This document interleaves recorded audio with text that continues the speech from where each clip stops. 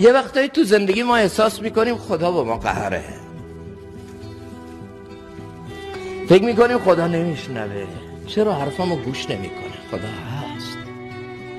سوره والضحی رو که میخونی، این قسم پشت قسم، این وعده پشت وعده، این گذشته و این نعمتهای گذشته رو هی خدا مرور میکنه. بعد میگی خدا هست. خدا خدای محمده،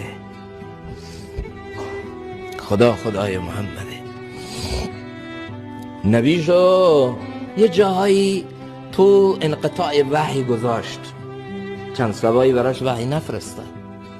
نبیش تو این ایام تو یک تلاطم درونی بود، تو حیرت بود، تو گیچی بود، تو سردرگمی بود. چرا وحی نمیاد؟ چرا وحی نمیاد؟ چرا وحی نمیاد؟